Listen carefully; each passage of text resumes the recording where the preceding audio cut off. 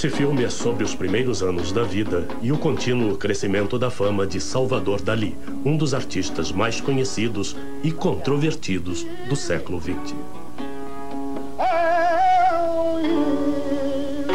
Dalí morreu em 1989. Sua personalidade tornou-se tão conhecida quanto seus quadros. Ele criou seu próprio museu na Espanha, o qual atrai multidões de turistas todos os anos.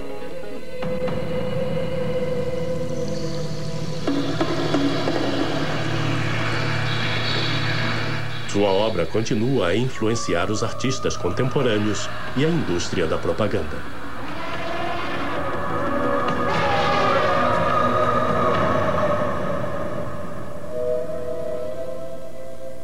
Este filme foi feito quando o escritor irlandês Ian Gibson estava escrevendo a biografia de Salvador Dalí.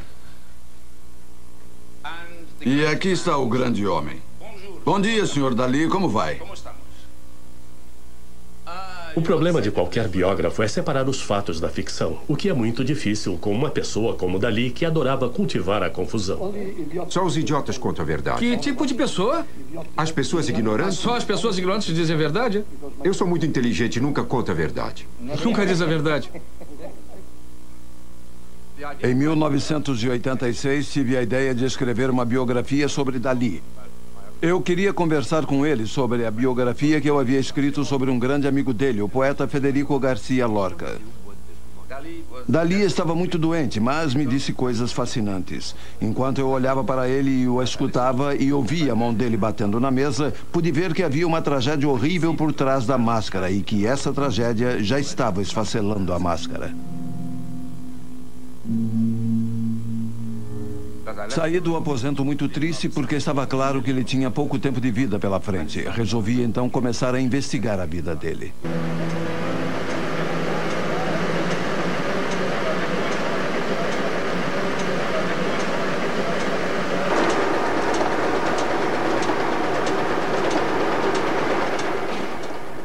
Foi horrível ver esta monstruosa impressora alemã produzir cópias das obras de Dalí em grande quantidade. Por outro lado, esse lugar é meio mágico. Acho que Dalí teria gostado daqui.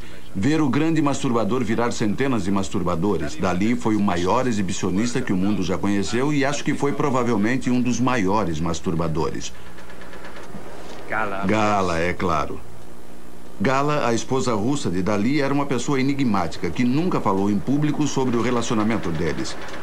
Mas, sem ela, ele não teria sido o Dalí que conhecemos.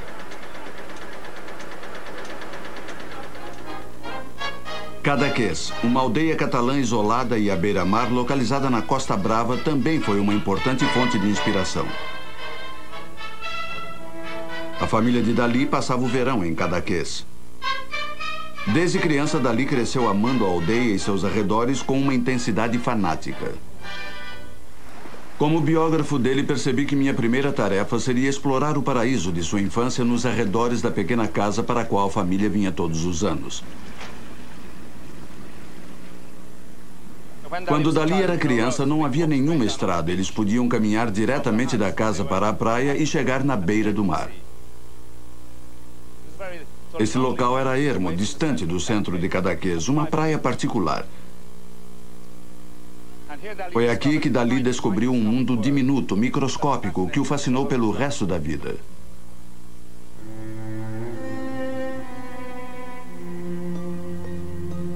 Na impassividade mineral dessa paisagem de Cadaqués, eu projetava diariamente toda a tensão acumulada e cronicamente insatisfeita da minha vida erótica e sentimental. Somente eu conhecia o itinerário das sombras que traçava uma rota angustiada, contornando o seio das rochas. Para começar, havia esses rochedos extraordinários que podem ser facilmente escavados pelo vento e pelas ondas. Eles sugerem todo tipo de coisas. Você olha para eles e de repente vê uma pequena face ou um pequeno animal. É claro que eles mudam com a luz. Durante o dia, o lugar tem uma aparência totalmente diferente em cada ponto. Acho que isso também fascinou Dalí, essas metamorfoses que ocorrem constantemente nesses rochedos e que eu acho que influenciaram o modo como ele via o mundo. Acho que as imagens duplas de Dalí que o tornaram tão famoso são provenientes dessa paisagem.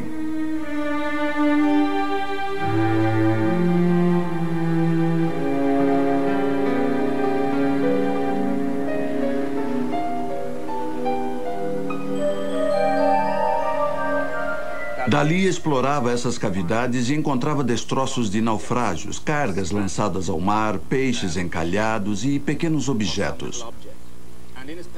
Em seus quadros encontramos essas cavidades, cheias de coisas esquisitas, tais como chaves, pregos, etc. Ele sempre se lembrava desses rochedos quando estava nos Estados Unidos ou na França. Eles são evocados repetidamente nas pinturas.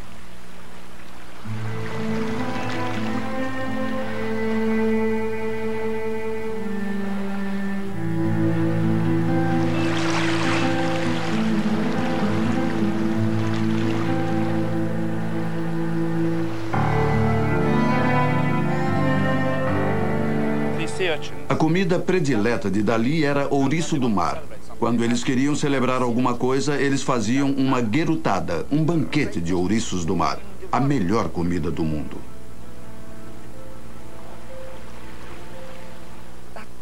Olha, acabei de ver um. E o que acabei de ver é muito importante. Um peixinho que fascinava Dalí, mas que ao mesmo tempo o aterrorizava. Em português chama-se amboré.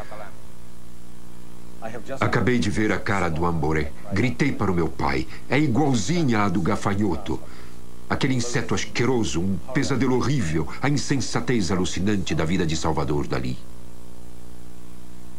A vida secreta é um campo minado para um biógrafo incauto, mas uma coisa é certa, a influência que Dalí sofreu de seu formidável pai. Ele foi filmado aqui por nada menos que Luis Buñuel, em 1930. Dalí nasceu e foi criado na sofisticada cidade comercial de Figueiras, no interior, a 32 quilômetros de distância de Cadaqués, onde seu pai era um advogado de renome. Quando Dalí tinha 8 anos, a família mudou-se para um belo apartamento na mesma rua. O andar de cima era o reino particular de Dalí. Ele sempre gostou de estar por cima das coisas e aqui ele estava no topo. Esse lugar era dele e ninguém mais tinha permissão para vir aqui. E aqui dentro, isso me comove muito. Esse foi o primeiro estúdio de Dalí, que é uma lavanderia abandonada. Ele costumava sentar-se aqui nessa banheira e no verão, quando fazia muito calor, ele enchia a banheira com água, sentava-se nela nu e desenhava. Eu jamais conseguiria narrar tudo o que vivi dentro de minha banheira. Mas uma coisa é certa. Foi lá que nasceram as primeiras pitadas de sal e os primeiros grãos de pimenta do meu humor. Eu estava confuso e vagamente ciente de que estava no processo de brincar de me tornar um gênio. Ah, Salvador Dalí, agora você já sabe disso. Se você brinca de gênio, você se torna um gênio. É claro que isso é a história embelezada por Dalí, quando ele já tinha 38 anos. O primeiro estúdio de Dalí. Meu Deus, que cabeçada. A vista daqui era fabulosa.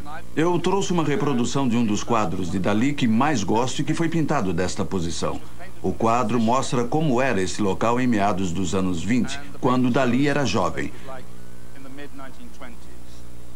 Foi ali que ele começou a pintar e fez esta obra-prima, com o sol se pondo no rochedo litorâneo, as malvas e as violetas e a menina em seu trabalho no terraço.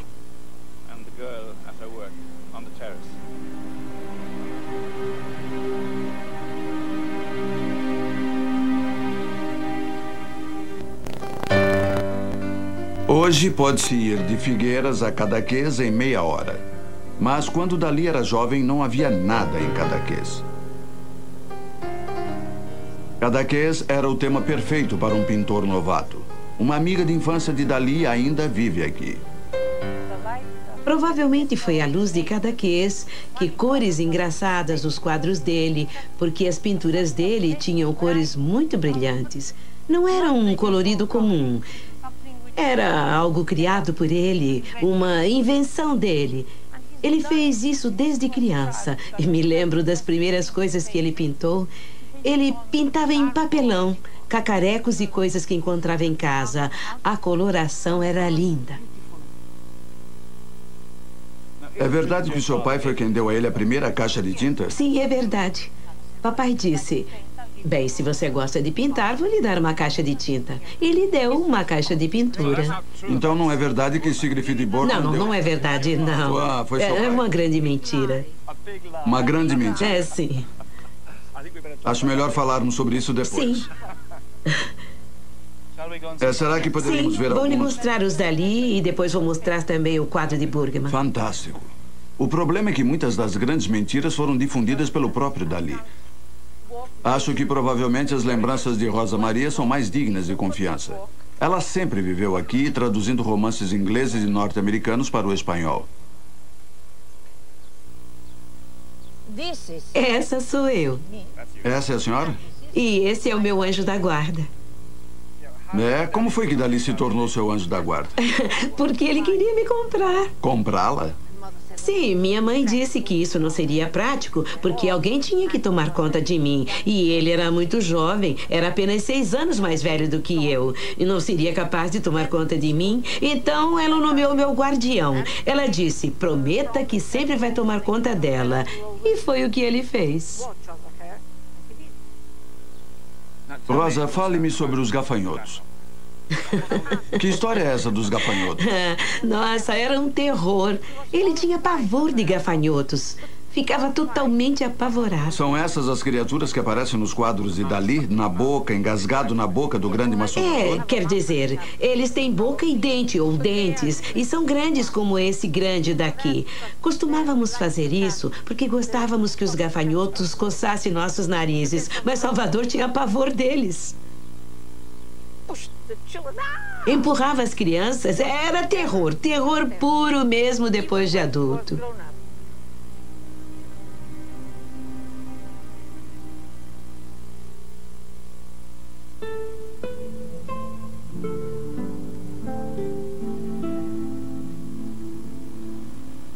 Estou de pé na ponta da península de Es-Sortel, em Cadaqués. Do outro lado da baía há um farol muito pitoresco, o farol de Calanans, que demarca o limite sul do paraíso da infância de Dalí. É agosto, está quente, é abrasador, é sensual. Aqui embaixo do rochedo há muitos corpos estirados, corpos que Dalí gostaria de ter observado. Alguns são grandes, outros são pequenos, outros não são grandes nem pequenos. Mas de onde estou, todos parecem muito bons. Nos seus primeiros quadros, Dalí experimentou diversos estilos. Mas o voyeurismo foi um tema constante.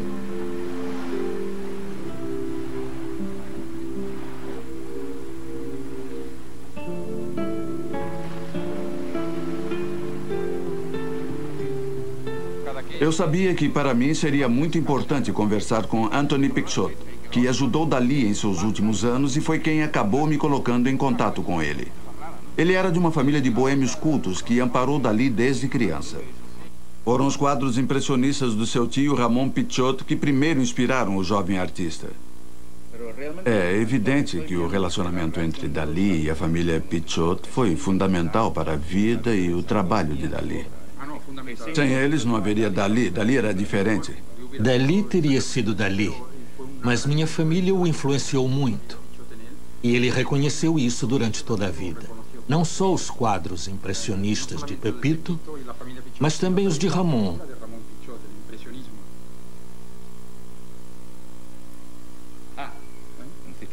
Podemos ver os cipresses daqui. E Dalí apreciava este ciprés? Sempre que ele vinha aqui, antes de cumprimentar qualquer pessoa, cumprimentava o grande cipreste com um abraço afetuoso. Ele sempre dizia, plantei aquela árvore, mas tenho minhas dúvidas. Entretanto, em todas as coisas duvidosas que Dalí disse, havia um fundamento de verdade. Quando era pequeno, ele ajudava Pepito a cuidar do jardim aqui em Cadaqués. Esse é Pepito com Dalí quando criança. Ele foi o primeiro a dizer que Dalí era um gênio. Dalí sempre se lembrava disso. Esta é a mesma cadeira que está em um dos quadros dele. Experimente-a.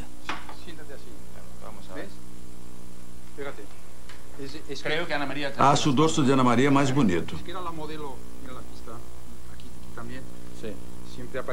Muitas vezes, Ana Maria foi usada como modelo. Ela era uma pessoa fascinante. Ana Maria Dalí, 5 anos mais nova do que Salvador, foi seu modelo principal até meados dos anos 20. Foi um relacionamento quase incestuoso e ela se sentiu cruelmente rejeitada quando posteriormente ele a substituiu por outras tanto na arte quanto no afeto. Não caia em cima de mim, Anthony. Molí de la Torre me impressionou como um local mágico. Parecia feito sob encomenda para alimentar meus sonhos e fantasias. Este catálogo pesa mais de 2 quilos. A altura da torre onde encontrei a mim mesmo excedia tudo o que eu havia imaginado.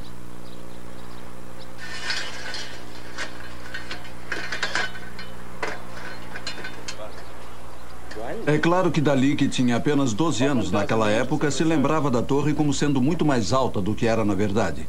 Dalí ligou esse local a uma imagem que ocorre repetidamente em seu trabalho, a muleta de madeira. No centro do terraço, minha muleta encharcada pela chuva estava de pé, ligeiramente inclinada para a direita, projetando uma sombra alongada e sinistra nos azulejos iluminados por raios de sol vermelhos. Desde então, aquela bengala anônima tornou-se e continuará a ser para mim, até o fim de meus dias, um símbolo da morte e um símbolo de ressurreição. Ele associava a bengala à impotência e a coisas flácidas que precisam de apoio. Ela estava ligada à falta de segurança dele. Era algo de que ele precisava. Tudo que é mole e macio precisa de apoio.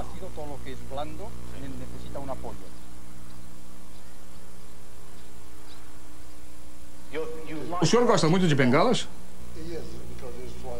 Sim, porque são um símbolo de impotência. Impotência? Sim. Apenas as grandes pessoas realizam grandes feitos. Isso é impotência, não há?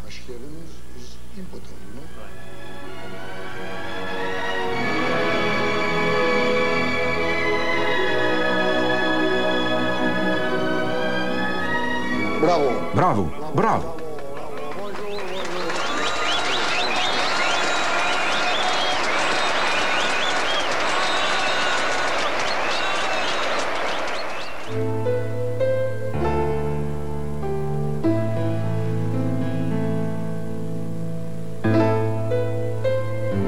Lorca foi um grande amigo. Ele visitou Dalí em Cadaqués em 1925 e novamente em 1927.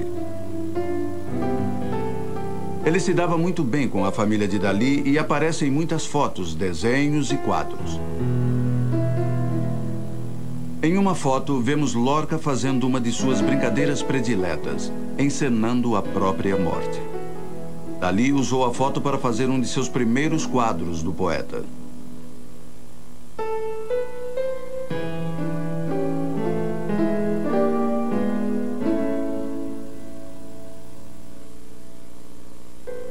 Deve haver 30 ou 40 quadros de Dalí desse período, nos quais sua cabeça parece fundida à de Lorca. Isso veio de Picasso. Picasso tem cabeças heróicas em mesas. Mas Dalí criou um efeito novo ao tornar isso biográfico. Pode-se ver o contorno da cabeça de Lorca nesse pedaço gorducho aqui. Aqui está Lorca, depois Dalí se projetando um pouco aqui, do outro lado. É maravilhoso ver esses quadros reunidos nessa sala, porque posso ver na outra parede outra série de quadros do mesmo período onde se pode encontrar as cabeças fundidas de Lorca e Dalí, ligadas à sua profunda amizade com Lorca. Uma amizade que para Lorca era intensamente apaixonada. Nessa época, Lorca estava apaixonado por Dalí. Dalí, que temia a possibilidade dele mesmo ter tendências homossexuais, era muito reservado e sempre sustentava de antemão que nunca permitira que Lorca o possuísse. Mas não há dúvidas que em 1926, Lorca estava envolvido, apaixonado por Dalí. Aqui, no lado direito, vemos a cabeça de Lorca, cortada, à beira da praia, dormindo tranquilamente ou morto. Não sabemos. Mas é uma praia repleta de membros amputados e sugestões de morte, feita à maneira de um pesadelo, com uma precisão inflexível. É realmente uma praia fantasmagórica.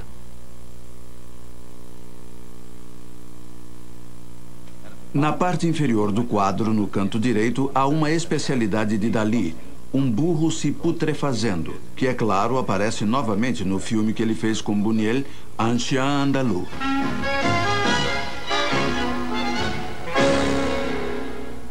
O próprio Dalí se sentiu literalmente atraído a representar um dos padres.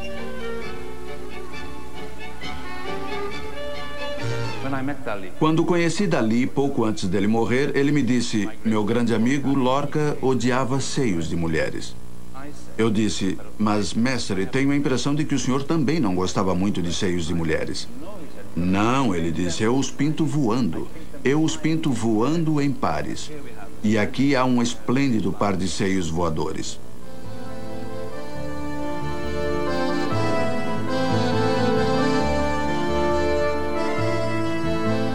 Acabei de perceber que o burro foi assediado por um hexágono.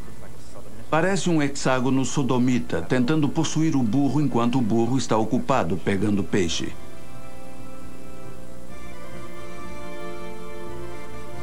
Olhando para a parte de cima da tela, vemos lá no alto uma mão vermelha, com veias pulsando, que se sobressai. Os críticos interpretaram isso, e acho que eles estão certos, como a mão do masturbador. O masturbador pego em flagrante, em sua fantasia. Un chien andalou foi apresentado pela primeira vez em Paris em 1929. Todos os surrealistas o assistiram, inclusive André Breton, o fundador do movimento. Naquela época, Dalí era um desconhecido para Breton. Ele não havia se unido aos surrealistas. Breton apareceu lá. Buñuel disse que Dalí não estava lá, mas que ele tinha colocado um monte de pedras atrás da tela. Se aparecesse muita gente, ele jogaria as pedras na audiência. Um gesto tipicamente aragonês. É, mas o filme foi muito apreciado pelos intelectuais de Paris. Perguntaram a Breton o que ele achou, e ele disse: é um filme surrealista. Daí em diante, Buñuel passou a ser um menino de ouro, e Dalí logo juntou-se a ele. Ele era fanático quanto ao surrealismo, e ele seguia a lei à risca. Quero dizer, ódio à família. Ele foi praticamente expulso. Ódio à religião. Ele atacava o catolicismo em seus quadros quando ninguém atacava o catolicismo. E depois o filme Patrie, a Pátria, o desprezo pelo país. Ele foi brilhante. Depois houve uma reviravolta na cabeça dele, que ficou a favor da família, a favor da religião, etc. Mas nesse momento, acho que provavelmente ele fez retoques ótimos no Un chien andalou. Quero dizer, foi a imaginação dele. Pode-se ver isso nos quadros. Buñuel era extremamente brilhante, inteligente e engraçado. Mas há um fanatismo nesses dois filmes iniciais que não aparece posteriormente em Buñuel. Acho que no primeiro há muito de Dalí. Acho que Buñuel acabou compreendendo que Dalí era um gênio, mas também era um safado. Já era de se esperar. Os surrealistas eram fascinados por museus de cera, manequins e alfaiates e geralmente vinham a este local mágico. Eles adoravam a aparência nevoada e a realidade truncada de museus como este. Dalí havia lido um poema de Jean Cocteau, no qual é mencionado o Museu Grévin. Em 1926, quando veio a Paris com a ideia de encontrar Picasso e visitar o Louvre, ele foi direto ao Museu Grévin. A cera não é apenas a matéria que se presta melhor à imitação de figuras e formas vivas. Ela é, ao mesmo tempo, fantasmagórica e macabra. E ela ainda é engrandecida por uma suavidade convidativa. Quando exposta ao calor, a liquefação gera uma desfiguração que se assemelha à decomposição dos cadáveres.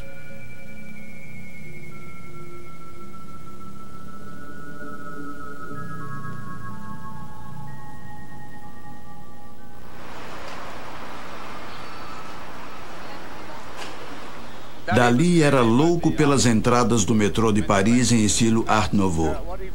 O que fascinava nelas é que ele dizia que parecia uma arquitetura comestível. Dava para quebrar um pedaço e comer. Também vemos a influência delas. Quero dizer, é claro que ele também conhecia Barcelona. Ele era louco pela Art Nouveau em geral, que por algum motivo ele chamava estilo moderno.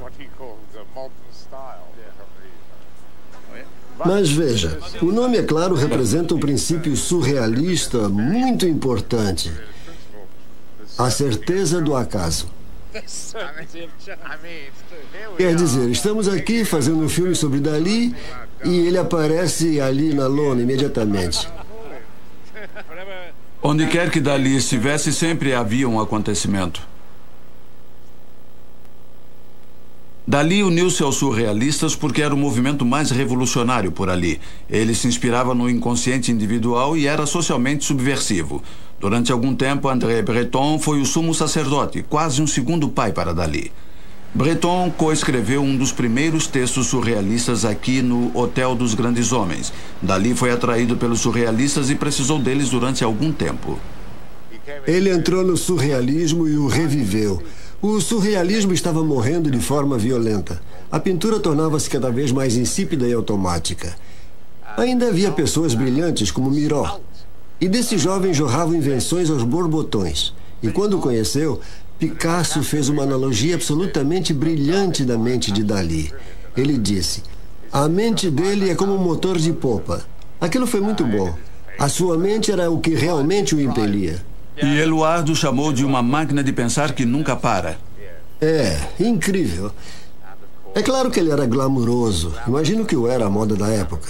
Ele parecia um gigolô, você sabe, com aquela fisionomia popular, bombástico, e não se importava com o que falava. E com a ousadia do tímido, porque uma vez um de seus amigos surrealistas era o poeta Paul Eluard.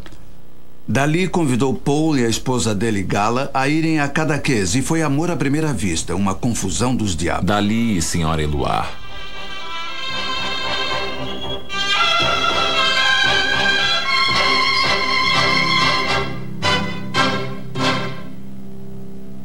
Gala era uma mulher russa, misteriosa, com um corpo fabuloso que já tinha dormido com todo mundo. Dalí nunca tinha tido relações com ninguém. A iniciação dele ocorreu com uma das pessoas mais experientes do ramo. Depois daquele momento, ele nunca mais foi o mesmo.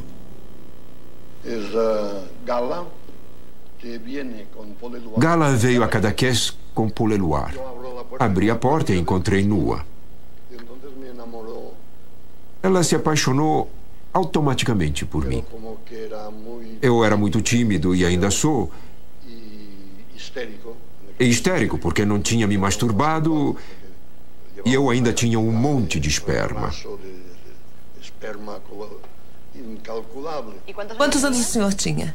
22. E o que o senhor deve à Gala? Tudo. Tem uma coisa que declarei na TV, mas que ninguém acreditou. Ela foi a única mulher com quem fiz amor. E o que o senhor deve à Gala como artista e como gênio? Acima de tudo, a convicção de que não sou tão medíocre quanto eu pensava. Ela soube imediatamente que eu era talentoso, mas eu não sabia.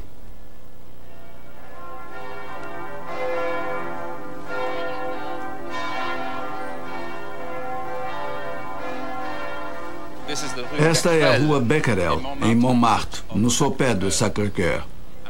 Foi aqui que Dalí e Gala tiveram seu primeiro ninho de amor em Paris. Paul Eluard alugou o ninho de amor para ele e Gala, mas foi Dalí quem foi morar lá.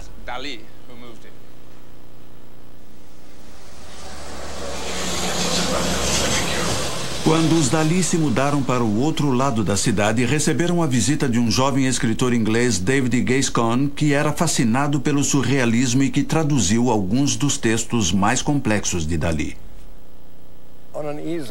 Em um cavalete, no meio do apartamento, ficava o... aqui está. O pão e um tinteiro baseado em Ângelus de Millet. Esse era o aspecto do estúdio.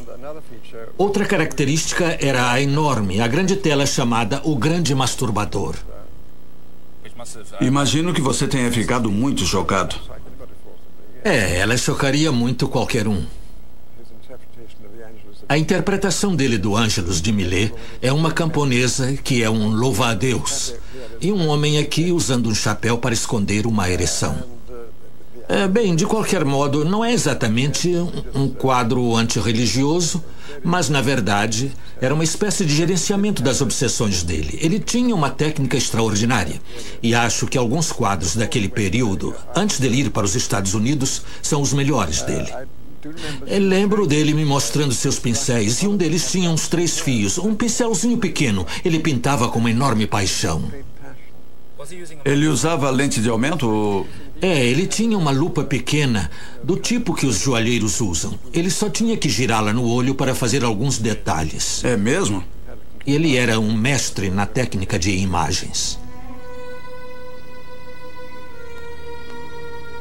Dalí disse que teve a ideia dos relógios se fundindo do quadro A Persistência das Lembranças uma noite, depois de comer um pedaço de queijo camembert. Gala tinha ido ao cinema e quando voltou ficou paralisada e disse ninguém jamais o esquecerá. Ele era prestativo. Me mostrou vários objetos do estúdio. Por exemplo, para ilustrar essa coisa das imagens duplas, a imagem dupla paranoica, crítica, havia esse lindo cartão postal que ele descobriu no mercado de quinquilharias, que mostrava uma aldeia ou uma choça no sul da África, com alguns nativos sentados do lado de fora. Ele virou o cartão de cabeça para baixo, depois olhou de viés e viu um rosto nele. Depois ele reproduziu o cartão postal, acentuando o rosto e chamou a cabeça de Retrato do Marquês de Sade.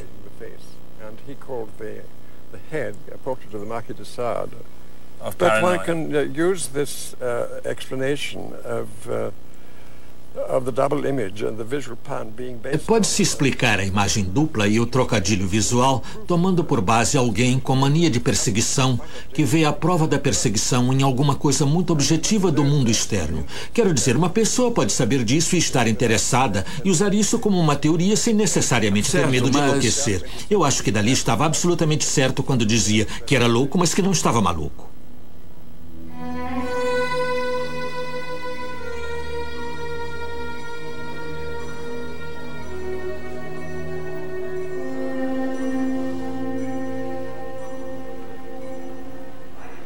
O mundo dos sonhos é um mundo estranho que quase todos nós visitamos quando dormimos.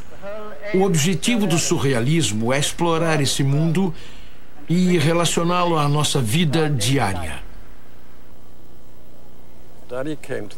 Dalí veio à exposição de Londres para surrealistas. Uma exposição que causou um alvoroço enorme em Londres naquele ano, quando milhares e milhares de pessoas vinham diariamente. Não sei quem teve a ideia dele usar uma roupa de mergulho e dar uma palestra sobre os mistérios das profundezas do inconsciente, mas ele o fez. Ele começou logo a palestra, mas era difícil escutá-lo. Ele começou a se segurar e ficou ofegante. E alguém tinha que correr para socorrê-lo. E acho que fui eu. Não sei como, mas consegui encontrar uma chave de boca em Bond Street à tarde e nós o soltamos.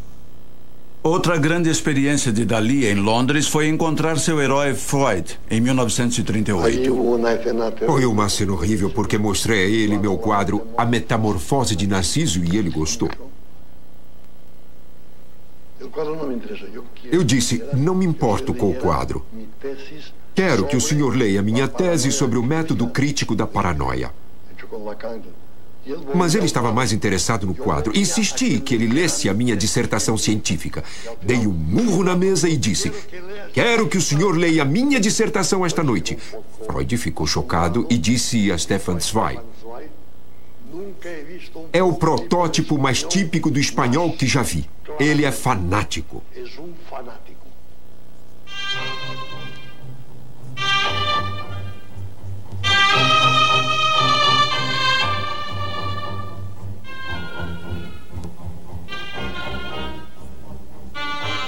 A mãe de Dalí morreu de câncer quando ele tinha apenas 16 anos e pouco depois seu pai casou com a irmã da falecida esposa. Parece que desse momento em diante o relacionamento de Dalí com seu pai ficou cada vez mais difícil. Este quadro é muito importante porque foi o estopim que fez com que Dalí fosse expulso de casa pelo pai. É um quadro que ele apresentou em Paris no final dos anos 20. É uma figura de Deus, o Pai Todo-Poderoso, e aqui está o Sagrado Coração. E Dalí escreveu em francês: "Às vezes me divirto cuspindo no retrato de minha mãe." É um dos retratos mais estranhos de mãe que já foram pintados. Foi um choque terrível para o pai dele porque a mãe falecera em 1921, 8 ou 9 anos antes, e havia sido uma tragédia familiar horrível. Na verdade, o aspecto mais sagrado daquela família era a mãe, e cuspir no retrato da mãe sob o olhar de Deus, o Pai Todo-Poderoso, foi um insulto inaceitável, e o pai de Dalí simplesmente o expulsou de casa. Dalí estava determinado a não ser afastado daquela região por seu pai tirânico e comprou uma cabana de pescador do outro lado da montanha, em Porto Ligat, e em oposição direta ao pai mudou-se para lá com Gala. Com o passar dos anos, ele ampliou a propriedade acrescentando as cabanas vizinhas. Dalí pintou diversas vezes a Bahia em Porto Ligat, um dos locais que ele mais amava no mundo. O que mais deve tê-lo deliciado é que Porto Ligat e sua Bahia recebem os primeiros raios de sol da Espanha. O pai e a irmã de Dalí estão enterrados no pequeno cemitério de San Baldrino, situado na metade do caminho entre Cadaqués e Porto Ligat. A ironia é que o cemitério dá vista para a casa de Salvador Dalí, que inacreditavelmente eles nunca conseguiram visitar. Ana Maria não podia porque eles viviam ali e ela era dependente do pai. Esse não era apenas o domínio de Dalí, mas também de Gala, outro motivo pelo qual Ana Maria não podia vir. Era muito triste. Ana Maria e o pai de Dalí me convidaram para visitar a casa deles. Tenho lembranças afetuosas da minha visita. O pai era uma pessoa muito enérgica, de temperamento muito forte. Ele também era muito cordial, educado e hospitaleiro. Ele amava muito o seu filho, mas eles tinham um relacionamento de amor e ódio.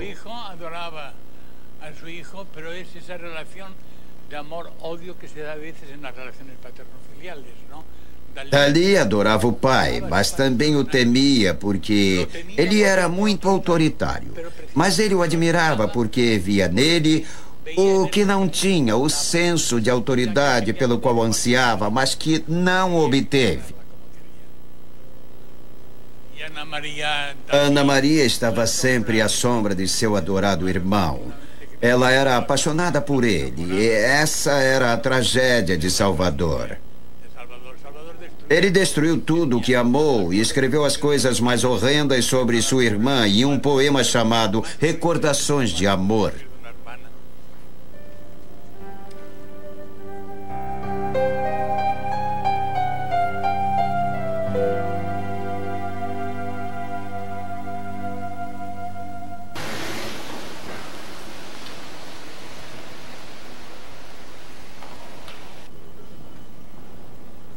Após ofender a família, Dalí voltou a Barcelona e ofendeu a instituição cultural Ateneu, o clube de arte mais venerado da cidade. Há um maravilhoso fragmento de filme de Dalí sendo amável com os outros membros. Eles não poderiam suspeitar o quão ofensivo ele seria alguns anos depois, quando foi convidado a vir aqui para dar uma palestra sobre o surrealismo. O lugar estava completamente lotado. Havia autoridades, todas as pessoas ligadas à cultura estavam lá e ele começou insultando a audiência. Ele disse algo como: "Uma das piores coisas do mundo é fazer uma palestra. E há uma coisa ainda mais desprezível e revoltante, que é fazer o que os senhores estão fazendo aqui: ouvir palestras." Foi assim que ele começou. Depois ele passou a insultar a Catalunha, a atacar a igreja, a pátria e a família. E ele acabara de ser expulso de sua própria família. As pessoas começaram a sair pelas portas, proferindo insultos. Todos ficaram muito ofendidos. No dia seguinte, a imprensa chamou Dalí de grande inimigo da Catalunha. Acho que era isso que ele queria.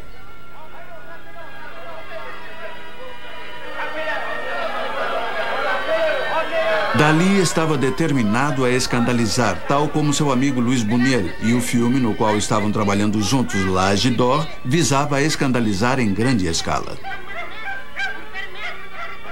Eles surraram a audiência com porretes e destruíram todo o saguão de entrada? Foi. Exatamente o que o surrealismo sempre sustentou que adorava. Irritar e ofender de verdade seus inimigos a ponto de apelar para a violência.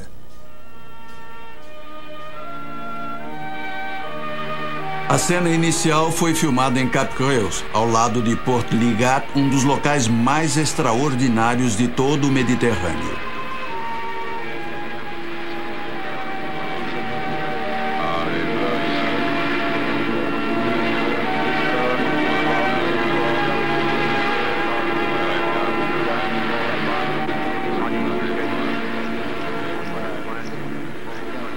Dalí chamava Creus de Encruzilhada dos Ventos da Catalunha, um lugar de ilusões de ótica onde metamorfoses esquisitas ocorrem diante de nossos olhos, e as rochas inspiraram algumas das imagens mais arrebatadoras de Dalí.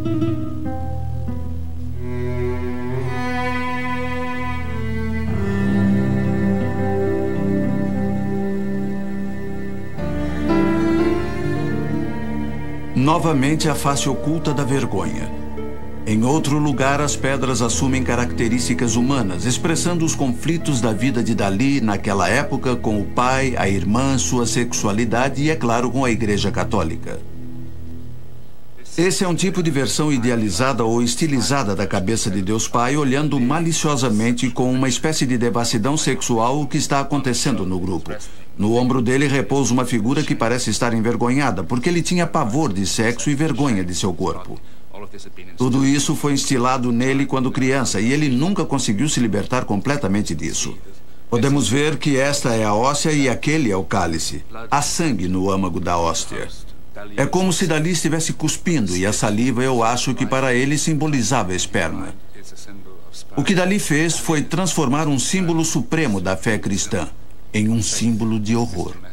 Porque uma das coisas mais repulsivas que alguém pode fazer, que qualquer cristão pode fazer ao cálice sagrado e à história sagrada, é se masturbar em cima deles. É isso que está acontecendo de fato nesse quadro, apesar disso passar despercebido para a maioria das pessoas que o veem.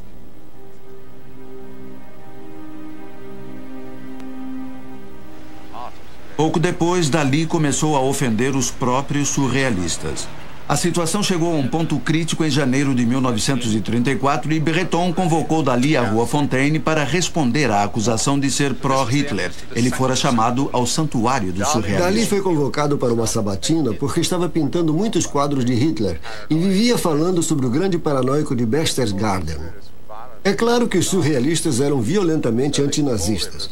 Por isso ele foi chamado a uma espécie de tribunal informal na Rua Fontaine, e todos estavam presentes. Jean estava lá e disse que se Dalí tivesse feito o que fez naquele dia no Music Hall, teria ganho uma fortuna. Ele apareceu dizendo que estava muito resfriado e usando 12 suéteres, que ficava tirando e vestindo, além de girar a temperatura o tempo todo, e tirar e calçar as meias enquanto eles perguntavam: por que você pinta Hitler? No final ele disse: porque eu sou um surrealista e vocês mesmos disseram que temos que pintar sem qualquer tendência moral. Eu sonho com Hitler, então o pinto.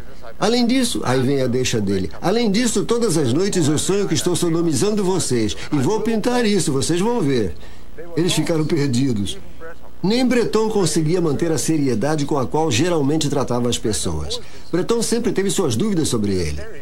Em um dos primeiros artigos sobre Dalí, ele disse: não consigo parar de me perguntar se daqui a 10 anos ouviremos a admirável voz de Dalí ou apenas o ranger de seus sapatos de couro.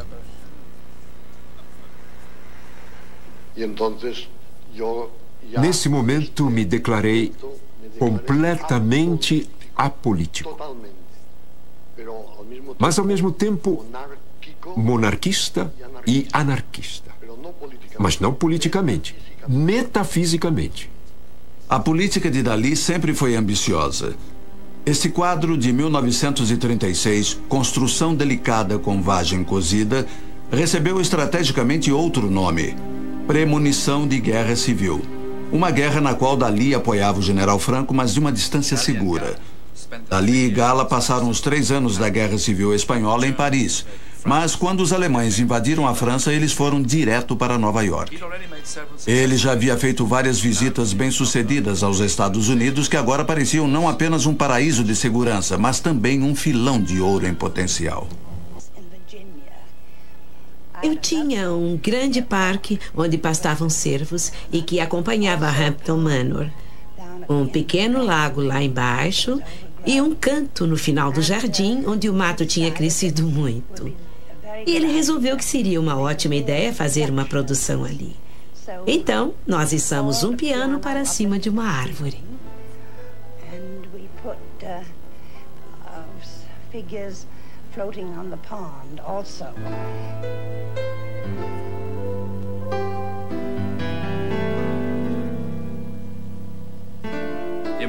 Os norte-americanos adoraram os pontos de vista de Dalí.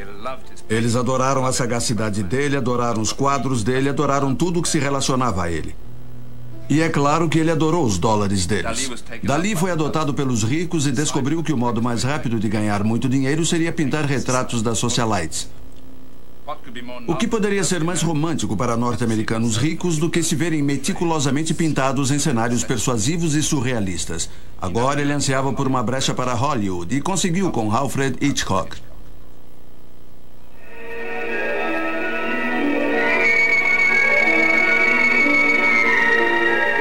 Parecia um cassino, mas não havia paredes. Apenas muitas cortinas e olhos pintados nelas. Um homem caminhava por ali com uma tesoura grande, cortando as cortinas ao meio.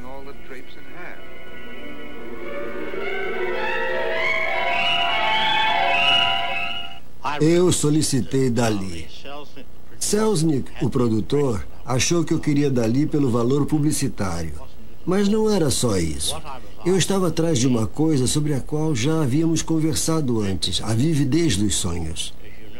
Você sabe que todo o trabalho de Dalí é muito consistente e muito arguto, com perspectivas extensas e sombras negras.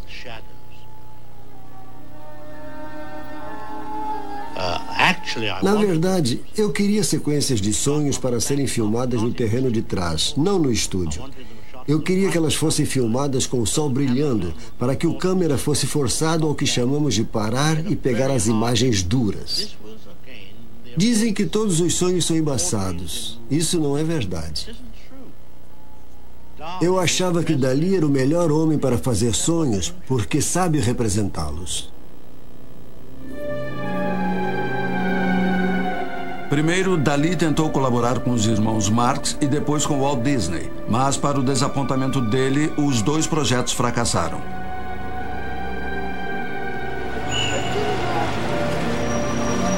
Ele e Gala voltaram a Nova York. É um lugar belo e tranquilo. É um lugar belo e tranquilo no meio da Quinta Avenida. Dalí era louco por Nova York, ao contrário de seu amigo poeta Lorca, que tinha pavor do local. Dalí amava a cidade e resolveu tornar-se rei e acho que conseguiu. Lorca fugiu para Cuba, mas Dalí ficou aqui cerca de 40 anos.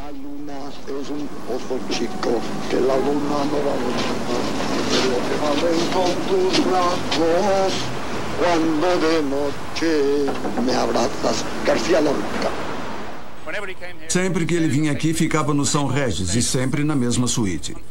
Infelizmente, o lugar mudou e eles não nos deixam filmar lá dentro. Em outra parte do prédio encontra-se o bar King Cole. Ele ainda está lá, mas a aparência é diferente. Era lá que a corte de Dalí costumava se reunir. Seus amigos, sequazes, pessoas bonitas, empresários, espertalhões, todo tipo de gente.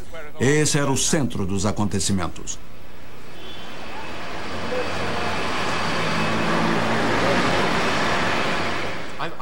Acho que George o encontrou no banheiro masculino do Hotel São Regis, não é? Não, isso é uma Não, porque nós 2 o encontramos e eu não estava lá dentro. Não, você não estava lá dentro. Eu jamais suspeitaria isso de você, Ellen. Nós compramos um quadro e levamos a Dalí para que ele comprovasse a autenticidade do eu mesmo. Era um bom quadro, mas os eu mesmos nunca satisfazem.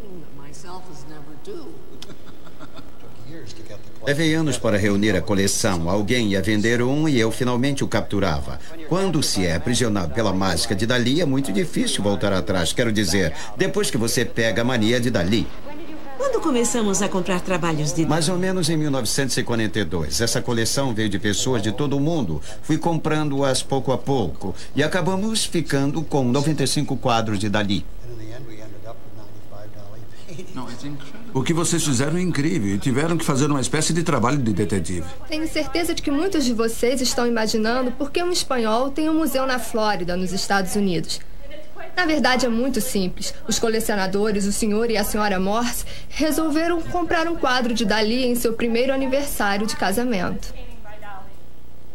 Nos apaixonamos por essas coisas, essa maravilhosa habilidade para desenhar, a perspectiva profunda, cores lindas e mesmo as ideias esquisitas que eram novas para nós. Nós os adoramos. Foi por isso que tentamos comprar um Dalí. Quando meu pai viu o quadro, achou que tínhamos enlouquecido e que ele acabaria tendo que nos sustentar se continuássemos a gastar nosso dinheiro desse jeito, porque naquela época essa pintura era muito chocante. O que ele disse quando viu? Acho que ele não disse nada, ele ficou sem fala. É óbvio que isso é uma boa ideia, usar a perna como mesa. Deveríamos usar as pernas como mesas. Uma vez ficamos ali, tentando descobrir os locais exatos que Dalí usava para pintar esses quadros maravilhosos, e subindo de Porto Ligá, encontramos esse lugar na montanha. Perguntamos a Dalí e ele disse foi ali mesmo. Depois Dalí posou para nós.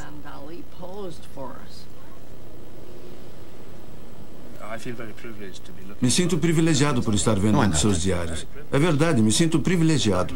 Poucos olhos viram esse documento.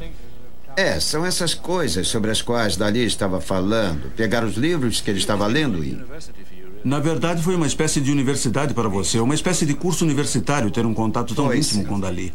Porque, como você diz, ele mencionou um livro, você saiu e, para minha surpresa, Morse abriu seu grande diário de Dalí para mim. Ele está à sua disposição. Esse é o meu original. O sonho de um biógrafo. Ele abarca décadas através de comentários espirituosos e incisivos sobre o cotidiano de Dalí. E suas viagens, onde você ia. Viagens, onde íamos, tudo isso. Eu falava com ele ao telefone. Vocês guardavam correspondência, esse tipo de coisa? Também é espetacular a descrição de todas as pessoas que os Morse conheceram em suas viagens a Cadaqués.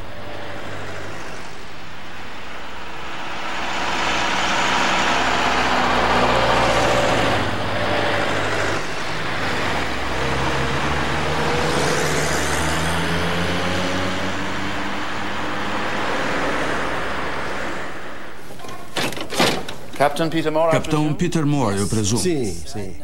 E o Sr. Miró? O Sr. Marcel Duchamp apreciou a viagem. O Sr. Garcia Lorca? Estou contente em ver Lorca lendo alto para ele mesmo um bom livro. O Capitão Peter Moore começou a trabalhar para Dalí nos anos 50. Eu nunca vi Dalí controlando nada, porque ele nunca estava no controle. E a senhora Dalí, que está ali, parece muito preocupada. A cabeça foi feita em Paris para um comercial de TV. Era do chocolate Lanvin.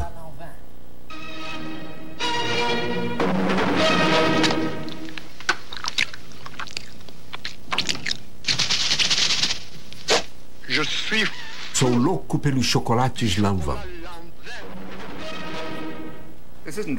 Esse não é um museu tradicional, não é? Não, não, não. É mais uma coleção particular, que está aberta ao público interessado. Um museu seria muito pomposo. Essa criação conjunta de Moore e sua esposa é uma evidência tangível dos benefícios pessoais que poderiam resultar de ser um servo leal de Dalí. Se estou certo, o senhor encontrou Dalí pela primeira vez em Roma, não é? Exato. O senhor poderia me dizer como foi esse encontro? Eu morava em Roma e trabalhava para um cavalheiro chamado Sir Alexander Cockburn. Isso foi em 1955 e Dalí gostava da ideia de ter um ajudante de ordens. Ele gostava da ideia do senhor ser um militar. Recebi o título de consultor militar. Consultor militar? Exato. Fomos almoçar na ONU. Eu sentei-me perto dele e alguém perguntou, quem é ele? E ele respondeu, é o meu consultor militar. Ele gostava do fato do senhor ter estado no serviço secreto? Não, eu nunca estive no serviço secreto. Eu estive na guerra psicológica, que não é o mesmo tipo de coisa. Me perdoe, entendi mal. Mas ele achava que, como o senhor participara de uma guerra psicológica, tinha uma posição de poder para o proteger dos muitos inimigos e potencial que ele teria. Mas para ampliar os talentos dele. O circo de Dalí se apresentava com Moore como diretor.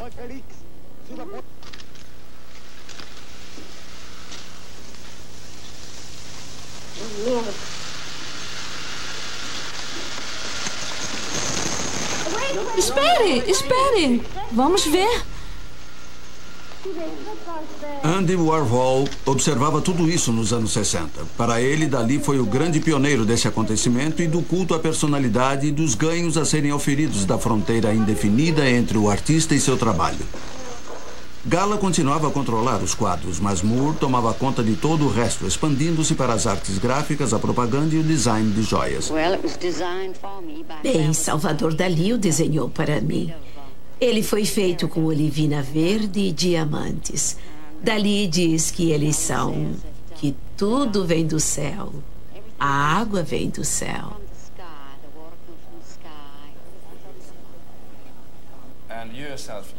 E o senhor ganhava 10% de tudo que arranjava, de todas as transações que fazia? E eu arcava com as minhas despesas pessoais.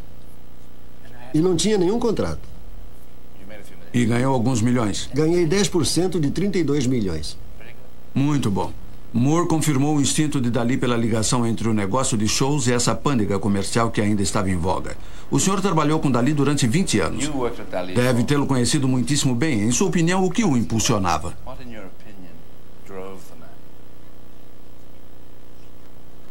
A fama. Não o dinheiro. Por que ele precisava tão desesperadamente da fama? Porque ela abre todas as portas. Porque quando uma pessoa conhece a fama, ela fica viciada.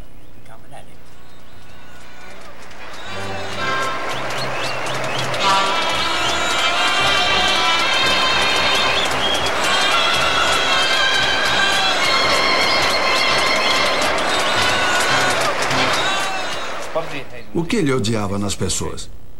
Pessoas feias. Pessoas feias? É.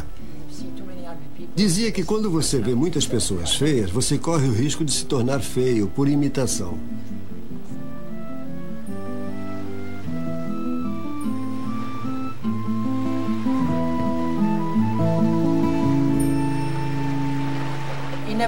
Ele nunca se achou bonito. Ele pensava que tinha uma aparência interessante e que usaria peruca e aumentaria o tamanho do bigode, cortando um pouco do cabelo e prendendo com um pouco de brilhantina. Mas ele tinha uma boa aparência quando se vestia a rigor.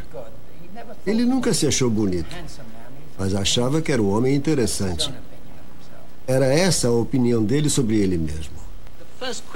A primeira pergunta que eu gostaria de fazer seria sobre arte moderna, mas eu não posso evitar. Há uma deliciosa frivolidade no senhor que me faz perguntar: como o senhor conseguiu esse bigode maravilhoso?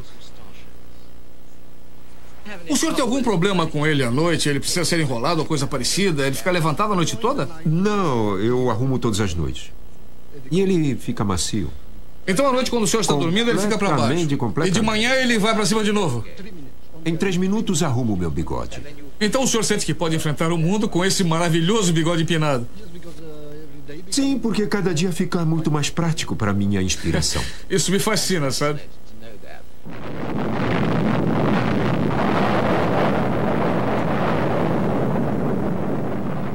Após a explosão da primeira bomba atômica em 1945, a pintura e a autopromoção de Dalí começaram a retratar muito e de forma idiosincrática primeiro a física nuclear e logo depois o DNA e a origem da vida.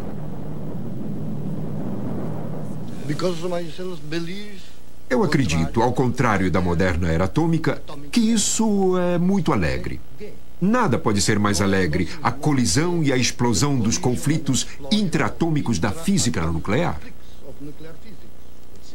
O senhor acha que isso realmente anima muito as coisas? Para mim, é uma coisa mais artística. Os conflitos da eletricidade com elétrons, engrenagens, átomos, tudo pulando e brincando ruidosamente com um sentimento arrítmico totalmente extraordinário. É um novo tipo de misticismo atômico e nuclear. Muito obrigado. Misticismo nuclear é uma frase fascinante.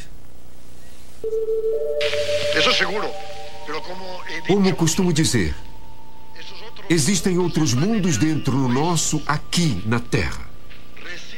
E mais precisamente, no centro da cúpula do Museu Dalí, o qual contém um mundo inesperado e alucinante do surrealismo.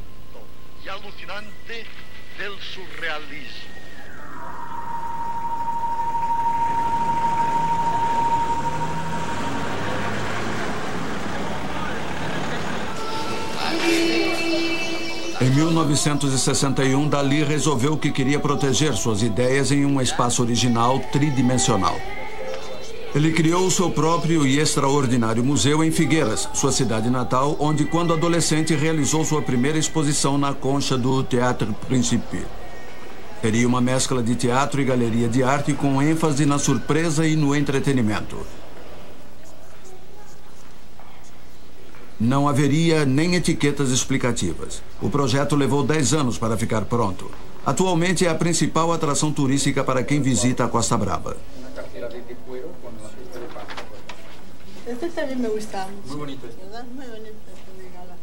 No museu, conversei com a segunda mulher mais importante na vida de Dalí, Nanita Kalashnikov. Não é russa, e sim uma espanhola de Madrid. A senhora lembra a primeira vez que o viu? Sim. O museu significava muito para ele. Ele ligava diariamente perguntando quantas pessoas estão indo ao museu. 5.000 ou 300, etc. Ele se orgulhava muito do museu e das pessoas que iam lá. Ela conheceu Dalí em Nova York nos anos 50 e eles se tornaram amigos até o fim da vida. Dalí lhe deu o apelido de Luís XIV, porque ela tinha sangue real. Ele era pontual quando tinha um compromisso? Claro que sim. Ele nunca teve um relógio. Nunca teve um relógio? Nunca, mas ele nunca estava nem um minuto atrasado. Acho que ele esperou muito por mim, porque eu estou sempre atrasada. Mas ele não se importava porque ele adorava isso. Ele tinha tanto em que pensar, por isso ele adorava esperar por alguém. A senhora conheceu Dalí intimamente. Depois de Gala, a senhora foi a mulher que Dalí mais amou. Acha que sabe o que o motivava como ser humano? O que fez com que ele se tornasse Dalí e fazer as coisas que ele fazia e pintar os quadros que pintava? Sim, porque falávamos muito sobre isso. Ele sempre tentava me explicar isso. Provavelmente em uma tentativa de explicar a si mesmo. Em uma tentativa de descobrir por que ele era como era. Ele falava sobre a infância, sobre a juventude, que o tornaram tudo o que ele foi, como acontece com todos nós. Porque ele era quieto e tímido e não queria encenar tudo aquilo. Sabia que eu não gostava nada daquilo, então sempre dizia: eu sei que você não gostou de mim esta tarde quando fiz aquilo, mas eu preciso, porque você sabe que se eu for o verdadeiro pequeno Dalí tímido, não vou ser nada. Aquilo era a cortina dele. A sua excentricidade, que o senhor é... Por favor. Todo mundo fala da minha excentricidade. Há um pouco de verdade, mas eu sou total e completamente paradoxal. Homem, é verdade. Sei, sou excêntrico, mas ao mesmo tempo sou concêntrico.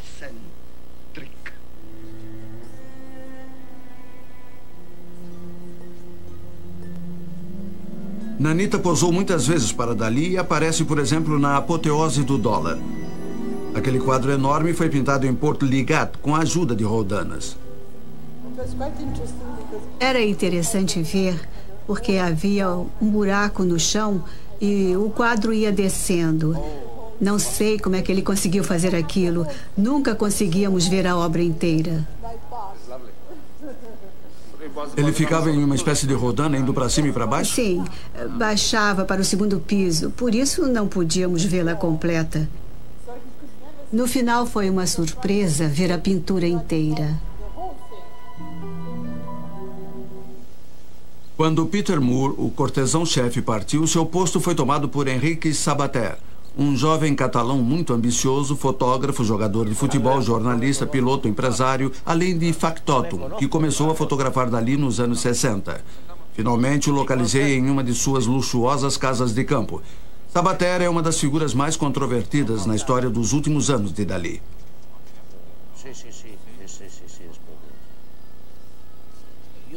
O senhor sabe muito mais do que eu sobre mim mesmo.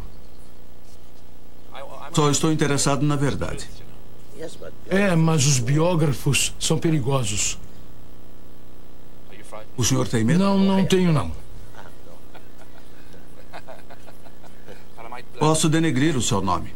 Algumas pessoas acham que o senhor é um monstro, Sr. Sabater. Algumas pessoas acham que o senhor é um tipo de monstro e que, na verdade, o senhor não gostava de Dalí. Isso é engraçado. Essa é a primeira vez que eu escuto isso. É engraçado. Acho que eu sempre provei ter mais respeito pelo Sr. Dalí do que muitas outras pessoas. Que pessoas? Algum nome? Bem, muitas. Há tantos nomes que essa entrevista não iria terminar nunca. Pensei que fosse dizer que isso tudo pertence ao passado. Mas, de acordo com Gala, o seu sucessor, Henrique Sabater, tinha uma aparência melhor que a sua. Não. Ela disse que ele era mais inteligente, mais jovem e mais bonito. Nessa ordem? Nessa ordem. Então eu disse, olha, tenho que deixá-los de qualquer jeito porque vou ser operado. E ele disse, bienvenue, bienvenue. Ele também recebia um pequeno percentual? Claro. Ele trabalhava pela metade do preço, mas apesar de trabalhar pela metade do preço, ele custava 10 vezes mais a eles. Eu não sei como aquilo funcionou. A história de Peter Moore é que ele recebia uma comissão de 10% e que o senhor faria o mesmo trabalho por 5%. Quem disse isso? Peter Moore. Ele não sabe nada sobre mim. Tem dito sempre a entrevistadores que quando o senhor deixou Dalí, ele tinha 32 milhões de dólares. No banco. E que quando ele morreu, ele não tinha nada. Quando morreu, ele devia dinheiro. Alguém tirou todo o dinheiro dele. Como biógrafo, me encontro ouvindo acusações e contra-acusações intermináveis, que, em minha opinião, decorrem muito devido à indiferença de Dalí e Gala às considerações éticas. O senhor ganhou muito dinheiro, muito rapidamente, para Dalí e para o senhor mesmo? Claro que sim. É por isso que algumas pessoas acham que eu sou um monstro.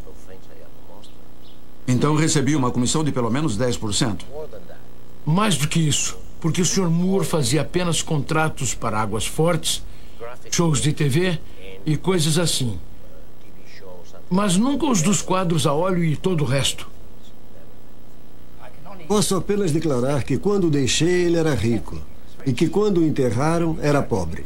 Isso é tudo que posso declarar. Vou ter que pesquisar mais sobre isso.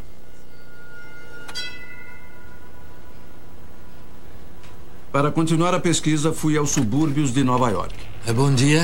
Sr. Field? Sim. Muito prazer, sou o Ian Gibson. Sim, entre. É um prazer conhecer. O prazer é meu. O trabalho de Dalí está lá em cima. Pela primeira vez eu encontrava Albert Field, que se autodesignara arquivista do trabalho de Dalí nos anos 40. Meu Deus, acabei de ver algo fantástico. Ele fez esse quadro quando tinha 10 anos. Ele mesmo me contou isso. Naquela época, ele já era um artista. Pode-se ver que é bem equilibrado. Tem até um pequeno pássaro lá no canto de cima. Esta é a sala de Dalí. É por aqui. O local mais santo de todos. Vamos ver. Todas as edições, os livros que andei procurando e que não consegui encontrar. Está tudo aqui, nos subúrbios de Nova York. É inacreditável. Durante 40 anos, Field tem colecionado e compilado um catálogo sobre o trabalho gráfico de Dalí, a tarefa árdua de uma vida toda executada com um vigor fanático. O que é isso? É seu índice? É o índice das publicações que estão no meu catálogo. É tudo aquilo em 3 colunas de largura. Essa é a Bíblia. 5 volumes desse tamanho, com 104 ilustrações de Dalí. Quadros e desenhos. Toda a vida dele foi criação. Era isso que ele queria fazer todo o tempo. Ele não cobiçava dinheiro, Gala sim. Ele apenas se encantava com o fato das pessoas pagarem pelo que ele fazia e que ele faria de qualquer forma. O senhor se comunicava em inglês? No início era em francês, porque naquela época o inglês dele era muito pior. E, na verdade, sempre piorava diante de repórteres. O que está escrito aqui? Amant plus un persévérant collaborateur de dalinisme. Ainda soletra muito mal o seu nome.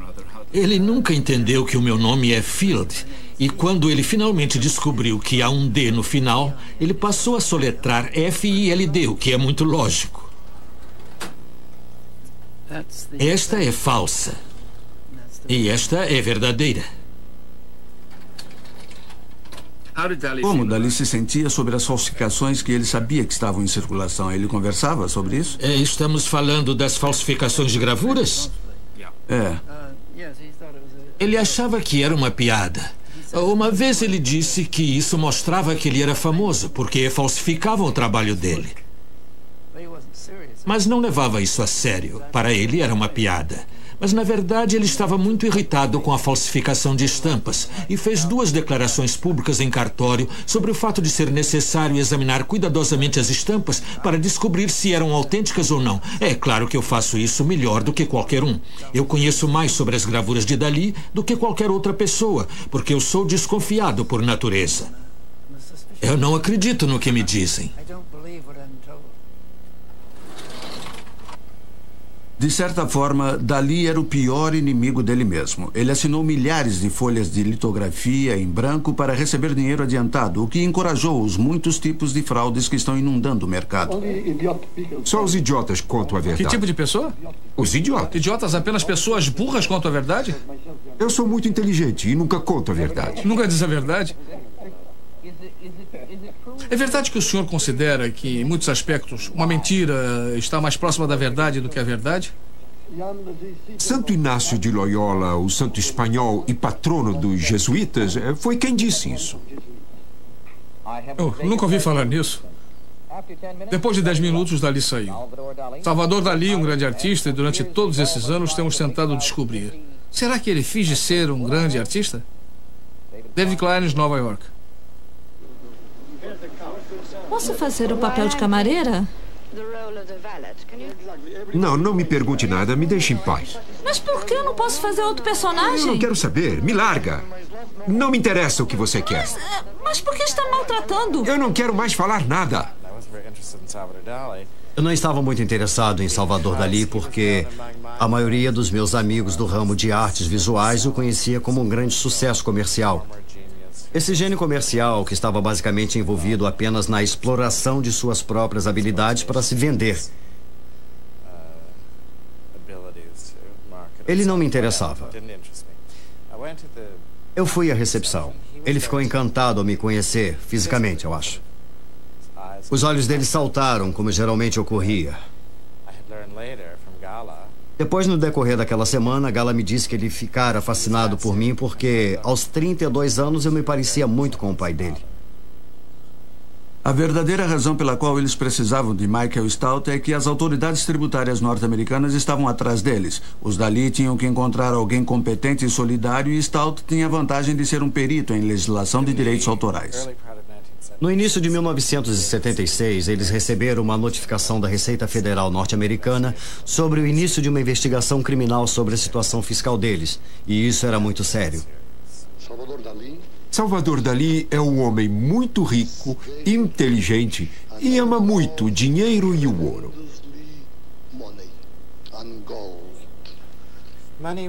O dinheiro era simplesmente o óleo que lubrificava a roda da vida deles. Não era uma questão de poupar, acumular, nem de usar o dinheiro para o poder. Eles não se interessavam nem um pouco em investimentos inteligentes ou conselhos. Era isso que eu ia perguntar. Não investiam, não é? Basicamente, Gala era do tipo que queria o dinheiro embaixo do colchão, ou no cofre, ou no banco.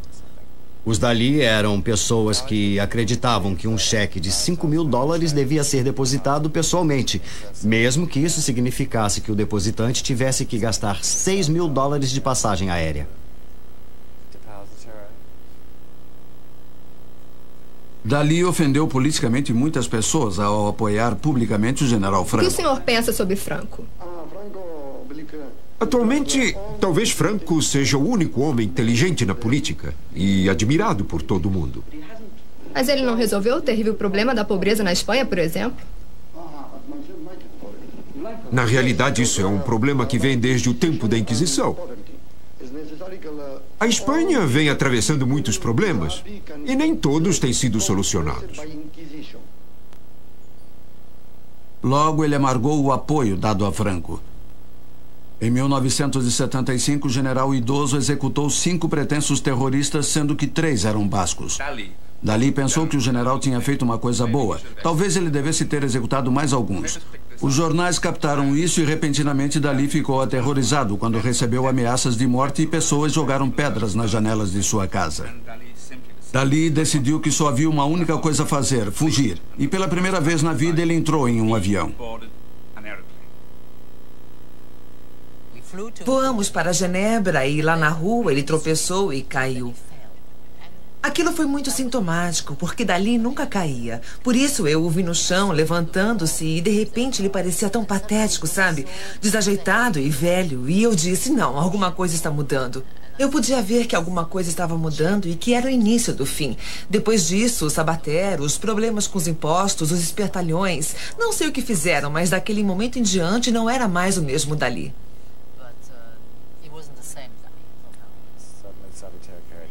De repente, Sabaté passou a usar uma arma. Quero dizer, os Dalí nunca tiveram ninguém armado ao redor deles. E havia um clima de medo. Eles o assustavam. Dalí era muito inseguro e vulnerável. Era muito fácil assustá-lo. Nessa época, o acusavam com muita frequência. Eles se aproveitaram dele? Sim, sim. A arma não foi ideia minha. A arma era... Eles a receberam do governo. Mais do que isso, o próprio senhor Dalí a solicitou. De repente, na cabeça dele, ele começou a pensar que era um homem muito importante, que o mundo todo estava atrás dele. Surgiu uma paranoia e, infelizmente, Sabatério estava lá para o encorajar, dizendo: não se preocupe, eu tenho uma arma, vou proteger você. Mas nada poderia proteger Dalí de seu maior medo, a velhice. A saúde se debilitava e, em janeiro de 1980, Gala e Dalí deixaram os Estados Unidos e voltaram à Espanha. Ele estava gravemente doente. Em uma tarde de outubro de 1980, eu estava no Theatre Museum quando Dalí encenou uma volta patética. Perguntei a ele sobre o relacionamento dele com Lorca e ele murmurou uma resposta costumeira. O velho fogo se extinguira. Estava claro para mim e para todos os presentes que nenhum dos dois tinha muito tempo de vida pela frente. Não sabíamos o que fazer. Sabíamos que algo estava errado e Gala estava muito perdida. Para saber o que fazer, estávamos sentados no consultório do médico e... Não sei como dizer isso, mas nós dois choramos. Coloquei meu braço ao redor dela e Dalí estava doente de cama. Finalmente o levamos de Cadaqués para o hospital. Ele estava muito doente e nós dois choramos. Então o senhor realmente o amava? O senhor se tornou íntimo a ponto de o amar? Gala e eu estávamos ali sentados, chorando. Pusemos Dalí na cama. Foi uma experiência horrível. E ela estava, a rainha a abraçava. E ela chorava. Sabe, tudo era muito triste. Acho que ele era verdadeiramente religioso no final da vida. Ele tinha muito medo, queria ter fé, mas parece que ele não conseguia ter a fé que queria ter.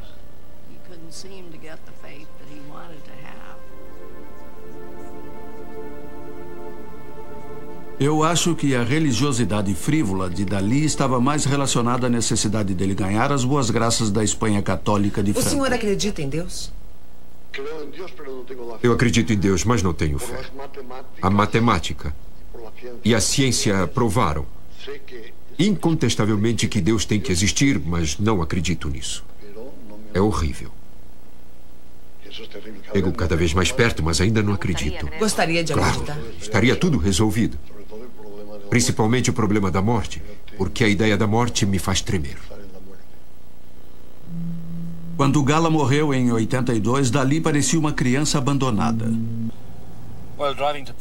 Enquanto eu dirigia para Pubol, não parava de pensar na última viagem de Gala, quando ela morreu em Porto Ligat e foi levada ilegalmente de Porto Ligat a Pubol, porque ela tinha dito que queria morrer em Pubol e que queria ser enterrada lá. Então, quando ela morreu em 82, foi embrulhada em um cobertor, colocada na parte de trás do Cadillac e Arthur Caminada, servo fiel de Dali, a conduziu por 80 quilômetros até a vila de Pubol. O principal é que ela viajou na parte de trás do carro, enrolada em um cobertor, morta. Isso era um crime. Eles não deveriam ter feito aquilo e fico imaginando o Cadillac deslizando sob essa arcada com Gala enrolada num cobertor no banco de trás. Verdadeiramente sinistro. Após a morte de Gala, Dali permaneceu no castelo dela, se recusando a sair. 2 anos depois, ele teve que sair ao se queimar gravemente quando sua cama pegou fogo. Depois que Dali foi deixado completamente só em Pubol, aconteceu uma coisa muito estranha. Já estava acontecendo há alguns meses, mesmo antes de Gala morrer. Ele odiava a si mesmo. Eu nunca imaginaria que Dali acabaria assim. Ele dizia às pessoas: me dê uma arma, eu quero me matar. Vou tirar o bigode, não quero mais ser Dali, não quero mais pintar. Era como se ele rejeitasse tudo que havia construído. Ele queria ficar sozinho. De repente, os amigos, Kalashnikov, todos ligaram e disseram: Dali, você precisa de nós. Sabemos que você está passando por um momento de necessidade. Precisa de seus amigos. Não, me deixe em paz, me deixe em paz. Ele não atendia ninguém ao telefone e foi assim. A maioria dos amigos dele se ofendeu muito com isso. Eles diziam: olha, somos seus amigos, estamos aqui para ajudar. Você foi tão generoso conosco, você foi tão bom. Não, não, não. Então a comitiva de Dali começou a construir uma muralha ao redor dele.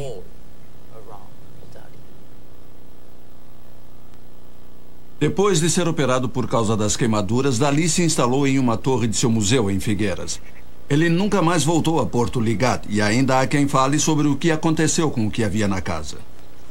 A ver, quando morre Gala. Com a morte de Gala, a partir daquele momento, ele nunca mais voltou a casa nenhuma vez? Não. E o que aconteceu com todos os papéis e livros dele? Se sabe. Eles desapareceram? Ninguém sabe onde estão?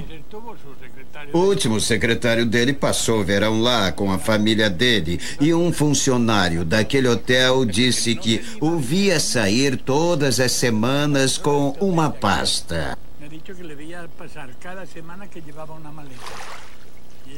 Então ele perguntou: o que o senhor está fazendo? Ao que respondeu: vou levar isso a Paris para que tudo seja fotografado. O senhor Dali me deu permissão para isso. Eu disse ao funcionário que ele deveria ter dito: quem disse que a luz de Paris é melhor para tirar fotos?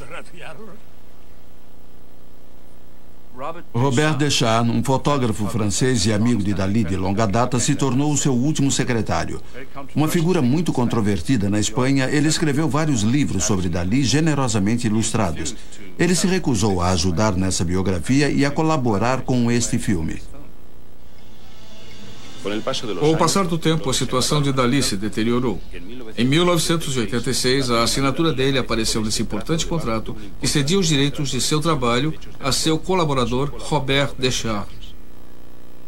O governo espanhol da época ratificou o contrato, dando a Demon, uma empresa estrangeira estabelecida por Deschamps, controle sobre os direitos autorais de Dali por quase 20 anos. A maioria dos sócios de Dali continua insatisfeita com essa situação. Eu acho que a assinatura é autêntica porque é trêmula. E geralmente as pessoas não falsificam assinaturas dessa forma. Mas não tenho certeza se Dali sabia exatamente o que estava assinando. Porque como Deschamps o ajudara tanto em uma época em que a saúde dele estava muito debilitada e piorando, ele teria assinado qualquer coisa que ele pedisse. Não sei se Dali sabia e agora não há como provar. Não vou lhe dizer nada. Também houve uma controvérsia sobre o último testamento de Dali. Não vou falar dele, mas vou lhe contar do outro. Henrique Sabater ajudou a preparar um testamento anterior. O senhor e a senhora Dalí me fizeram fazer anotações diárias durante 7 meses para que eles mesmos pudessem fazer o seu último testamento. Tomei nota todos os dias porque isso era o que queriam. Não tinha outro jeito senão fazer. O que é que eles queriam naquele momento? Segundo esse testamento? Sim. Que tudo pertenceria à Espanha através do Theater Museum em Figueiras.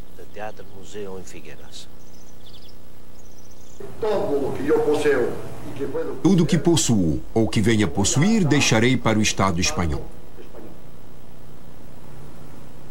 As declarações de Dalí nunca continham toda a verdade. De fato, um testamento anterior dividia a herança igualmente entre a Catalunha, sua terra natal, e o restante da Espanha.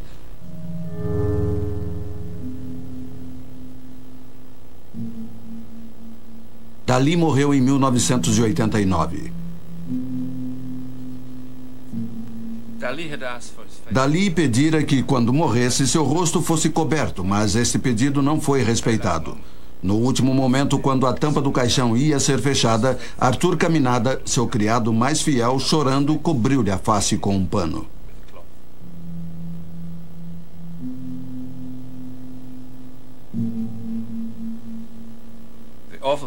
O mais espantoso foi que Arthur Caminada não recebeu uma única peseta no testamento de Dalí e ele estava inconsolável.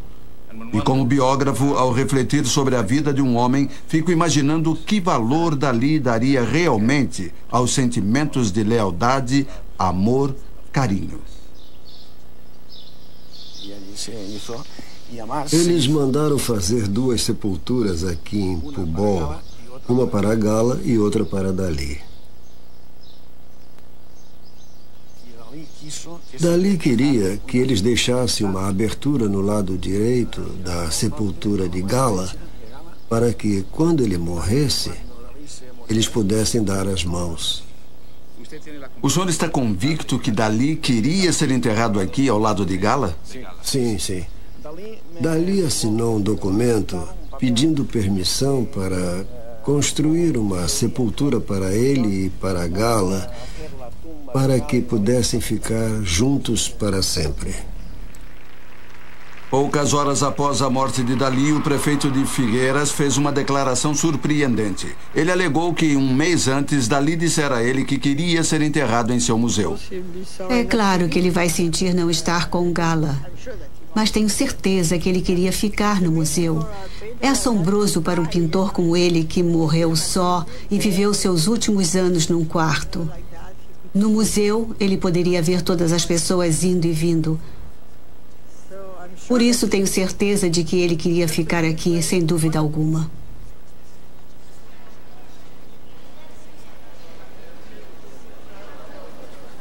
Que ironia. Depois de toda a controvérsia sobre o enterro de Dalí em seu teatro, eles não percebem que ele está embaixo daquela laje, parado, observando tudo. Ninguém percebe que Dalí está embaixo daquela laje.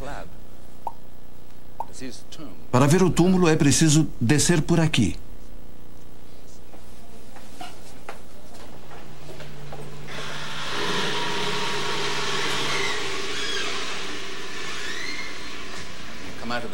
A pessoa sai da exposição e entra na pequena cripta, rodeada pelos últimos trabalhos de Dalí, coisas vistosas. E há a laje que cobre a sepultura do grande homem. Quase ninguém a nota, tal como não notam a laje lá de cima. Aqui jaz o Marquês de Dalí de Pubol, o homem que durante toda a vida teve pavor da morte. É claro que esse título foi dado a ele por Juan Carlos, rei da Espanha. Os gênios não podem morrer. O progresso da humanidade depende de nós. Vida longa ao rei. Vida longa à Espanha. Vida longa à Catalunha.